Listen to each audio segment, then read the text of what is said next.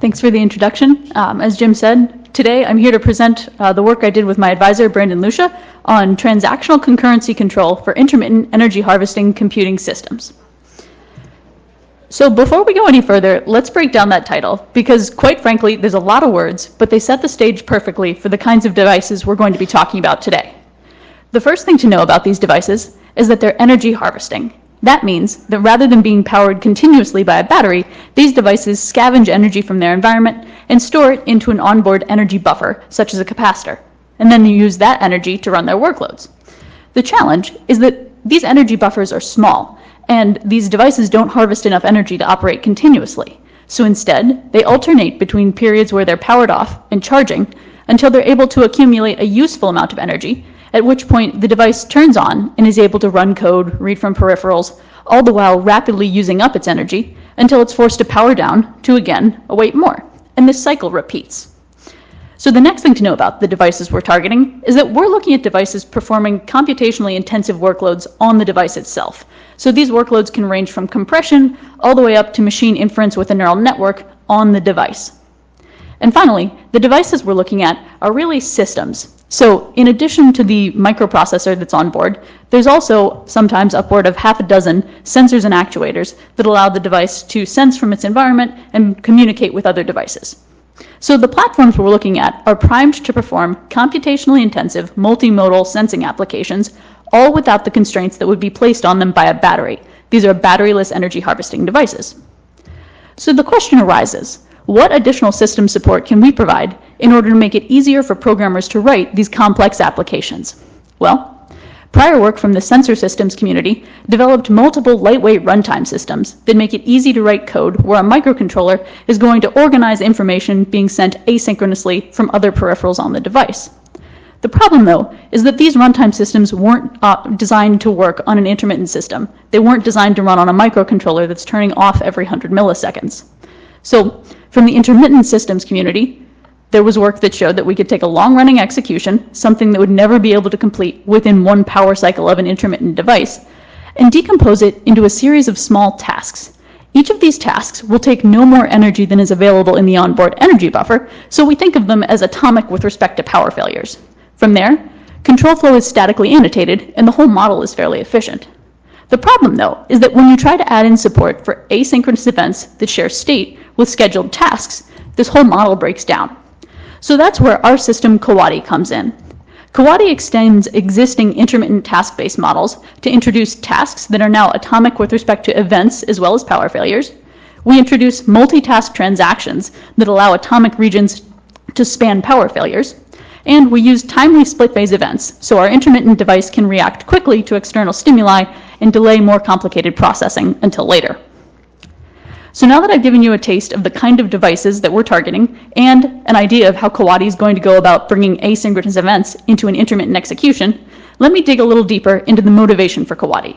I'm going to explain exactly what can go wrong when you try to mix intermittent programming models and asynchronous events. From there, we'll look at Coati's system design and then Coati's evaluation. So first, let me describe how prior work in intermittent systems provided a correct execution without interrupts. In particular, we're going to focus on Alpaca. Alpaca is a task-based intermittent programming and execution model. While we're focusing on Alpaca here, all of the ideas I'm going to develop also apply to other task-based systems and other checkpoint-based systems as well. So one more thing to note before we go any further is some of the art you're going to see throughout this talk. So if you see a blue box, that's a scheduled task. In contrast, there are also yellow boxes that contain events, and events can be triggered asynchronously at any time by an interrupt. Finally, there are bolded variables here, and they're bolded because they're stored in non-volatile memory. That means they're going to retain their value in the event of a power failure. So with that, let's look at how Alpaca is going to take this code shown here and make it safe to run on an intermittent execution. The first thing that's going to happen is we'll decompose the code into two small tasks. Each of these tasks can take no more energy than is available in the onboard energy buffer because at some point we want to run them from beginning to end without a power failure interfering. So let's see how that works. We'll start off our task, and then if a power failure occurs, the Alpaca runtime system will restart this task and make sure it reruns idempotently. That means no matter how many times we rerun it, the variables will have the same value on every re-execution. so that eventually we'll make it all the way through to the end and proceed to the next scheduled task. The important thing to note here is that because we're rerunning these tasks idempotently, and because we eventually make it all the way through from start to finish without a power failure, the programmer can think of these tasks as atomic with respect to power failures. However, in order to guarantee this, Alpaca needs to make sure that all of the persistent variables are consistent at the top of each task. So in order to do this efficiently, Alpaca retains the values of any variables involved in write after read dependencies in a checkpoint that it can restore at the top of each task. Now, the challenges arise when we try to add interrupts into the Alpaca model, because interrupts fundamentally violate some of the assumptions Alpaca needs in order to ensure a correct execution. The first of these is that tasks always start from the same point. The second is that tasks re-execute idempotently. So let's see why interrupts violate these. If we start off our task and a power failure occurs, Alpaca will rerun the task from the top. However, on this instance, an interrupt fires and hands off control to an event that's going to modify state that's shared with that scheduled task before returning control to the point of preemption. The problem with this is that we violated our first assumption. Rather than restarting that task from the top, we started from the middle. Second, this task didn't re-execute idempotently because the event introduced a new value into X that wasn't there previously. So we can see that the assumptions that Alpaca needs in order to ensure a correct execution have been violated. But now we're going to drill into some of the exact problems from the programmer's perspective that can come about when we try to mix intermittent execution and asynchronous events. The first of these problems is the interrupted problem. This occurs when a power failure happens in the middle of an interrupt. So shown here, let's get the laser pointer. Shown here, we've got a task that's going to add 1 to X and Y. Before storing that result into temporary variables, we'll check if those variables are equal and then move on to the next task. We also have an event that can clear the value of X and Y and can fire at any time. So if we start off, immediately an interrupt fires. So we hand off control to the event, which goes and clears the value of X, but then a power failure occurs. So because this intermittent system isn't designed with interrupts in mind, we'll simply restart from the top of the most recently executing task, as we always would. The problem with this is that now X and Y aren't equal. So when we rerun this task, our assertion is going to fail. And this is an error state we can only get into because we tried to mix intermittent programming models and asynchronous events. The next problem that comes about occurs when the programmer attempts to add synchronization to this code in order to organize accesses made by tasks and events. So shown here, we've basically taken that single task from the last slide and expanded it across 2 tasks. So now the programmer still intends to be able to make those updates to T1 and T2 without an event interleaving. So she's going to form a critical region by using flag synchronization. You set the flag at the top and clear it at the bottom of the critical region, and the event is forced to check if the flag is available before making updates to X and Y. So let's see if this works. We'll start off our execution, and immediately we'll set flag to 1, begin the critical region. From there, we'll assign a new value to T1 and move on to the next task. We'll write a new value into T2, pass right through the assertion, and clear the value of flag because our critical region has finished. The problem is that if a power failure occurs before we move on to the next task, we'll simply restart from the top of this task. And because flag is not involved in a write after read dependence, the Alpaca runtime system didn't retain its value in the checkpoint, so the flag value remains set at 0, which means if an interrupt fires, we're going to hand off control to the event, and the event is well within its right to pass right through this check of flag, clear the values of X and Y, and then return to the point of preemption. The problem with this is that now we're going to assign a new value into T2, and our assertion will fail. Again, this is an error state we only get into because we tried to mix intermittent programming models and asynchronous events. So now that we've seen what can go wrong when we try to mix intermittent programming models and asynchronous events, let me present our system, Coati. The main idea is that Coati allows a programmer to write code that's intended for an intermittent system and will run correctly when we have asynchronous events that share state with scheduled tasks. It all starts with a programmer who's going to annotate her code with a series of Coati event and task macros. Then we'll link that in with the Coati runtime, and we can deploy that onto our intermittent device. So one of the main themes of Coati is that we extend existing notions of atomicity in order to serialize interrupts and scheduled tasks. So as I mentioned, prior work in intermittent systems developed the idea of tasks that are atomic with respect to power failures. Coati is going to extend that notion so that tasks are now atomic with respect to events as well. That means if an interrupt fires in the middle of a task, rather than modifying state and returning immediately, we're going to serialize the effects of the event after the ongoing task completes. Additionally, Coati observes that we may need atomic regions that can use more energy than is available in the onboard energy buffer. They'll have to extend across power failures. So we introduce transactions that are composed of multiple tasks. Then, if an interrupt fires anywhere within the transaction, we'll serialize the effects of the event after all the tasks in the transaction complete. One more critical piece of Coati is split phase events. So in order to allow this intermittent device to react quickly to external events, we decompose events into two pieces. The first is the top half. The top half runs immediately when the interrupt fires, and it's responsible for performing the time-critical tasks that need to happen before the device powers down. So this can include reading from a sensor before the device is powered down for 10 minutes and that sensor reading is just gone. So in order to store this data, the top half is going to write into private variables that are only visible by the bottom half.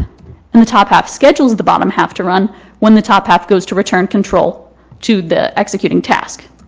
The bottom half will consume those private variables and perform more complicated processing tasks. Then, it's allowed to update shared variables that are visible by subsequent tasks and events. So the beauty of split phase events is that it allows us to form a lightweight serialization that orders the updates made by tasks and events. So in this case, we've got a simple task that's going to increment x and y. If an interrupt fires in the middle, we'll hand off control to the top half of the event, which is going to write data into the private variables x prime and y prime before scheduling the bottom half and returning control to the running task. From there, we'll finish up that task, and when the task is complete, we'll hand off control to that scheduled bottom half. The bottom half is going to consume x prime and y prime, calculate the new moving average value, and store that into variables that are then visible to subsequent tasks and events. Once the bottom half is finished, it will hand off control to the next scheduled task. Additionally, if multiple interrupts fire during a single atomic region, which is very possible given a long transaction composed of multiple tasks, Coati is going to serialize the effects in FIFO order. In this case, we'll simply run the scheduled bottom halves one after another so that subsequent events can see the effects of earlier events, and once all of the scheduled bottom halves have run, we'll move on to the next scheduled task.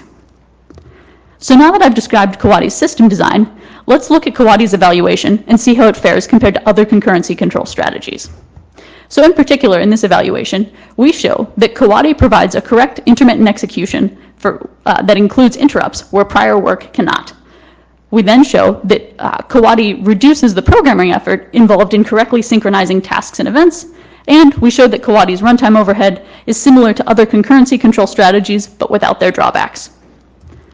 The next thing to know about our evaluation is that we evaluated Coati on real hardware. We ran all of our experiments on the Capybara energy harvesting platform, and we used an emulated weak energy supply. Additionally, we compare Coati to several different systems throughout this evaluation. I'll explain each of those as needed in detail when we get to the pertinent experiments.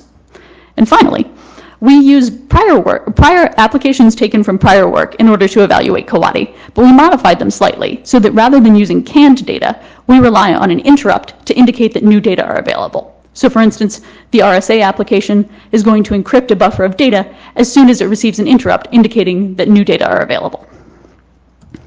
So in our first experiment, we attempted to add synchronization in order to coordinate accesses made by tasks and events to Alpaca code. Though I described earlier in this talk that Alpaca is not intended to support interrupts, we thought it was important to show that a system like Coati is in fact necessary to safely add interrupts to an intermittent execution. So what we found through this experiment was that in 5 out of 6 of our benchmarks, data in Alpaca still became inconsistent. This shows that a system like Coati is indeed necessary, and you can't simply add synchronization code to prior work in intermittent systems. Our next experiment looked at the programmability benefit offered by Coati's transactions. So we compare Coati to a system we call HandOp. HandOp uses Coati tasks, but in order to form multitask critical regions, the programmer is responsible for carefully organizing flag synchronization code in order to get an entire critical region. So shown on the y-axis here, is the normalized lines of code required to correctly synchronize tasks and events across the benchmarks shown on the x-axis. And what we found is that on average, Coati reduces the number of lines of synchronization code by 67%. We also looked at the number of additional task transitions that needed to be added in order to correctly synchronize tasks and events. And we found that on average, Coati requires fewer, simpler task transitions in order to correctly synchronize tasks and events. So overall, Coati prevents the programmer from having to write ad hoc, error-prone code and simply provides transaction primitives. Our last experiment, in this graph, we show the runtime in seconds compared to for each of the benchmarks shown across the x-axis. And we compare Coati to two other concurrency control strategies. We compare it to hand-op, which I just presented, and then a new strategy we call atomic. In atomic, we again rely on Coati tasks, but to form multitask critical regions, we simply disable interrupts. The problem with this is that then the device loses events, and you can see more details on that in the paper.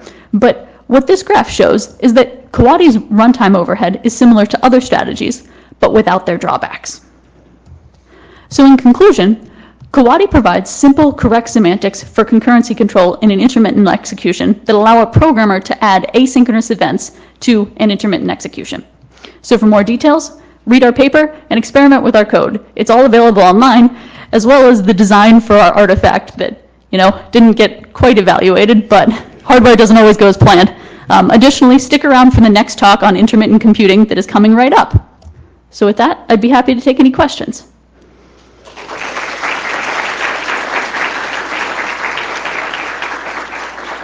We have time for some questions. Please remember to state your name and your affiliation. Stefan Lislost, research. And very interesting work, Emily. I have a slightly contagious question in a way.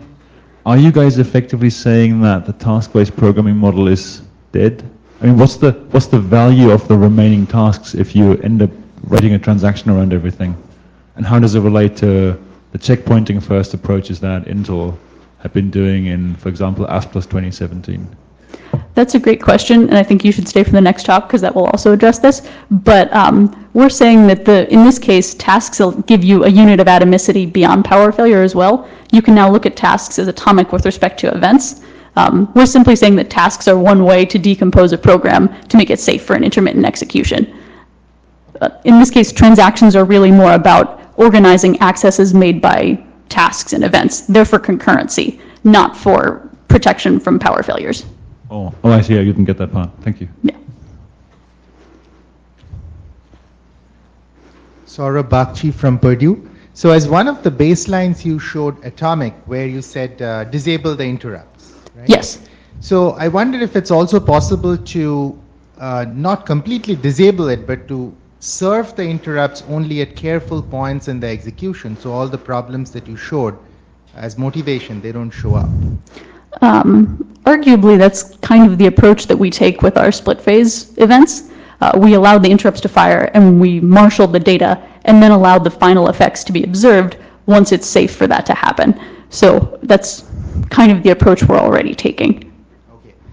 So I wonder if you just delayed processing the interrupt completely, just buffered it up, if that would lead to a simpler design, maybe with lower runtime overhead. See, the problem is that we still want to be able to consume that data immediately because, well, it's important to note that you could have a power failure and the device could be powered off for 10 minutes. So if this is critical data, you want to be able to consume it immediately, even if you can't process it immediately. Any other questions? Let's thank the speaker again.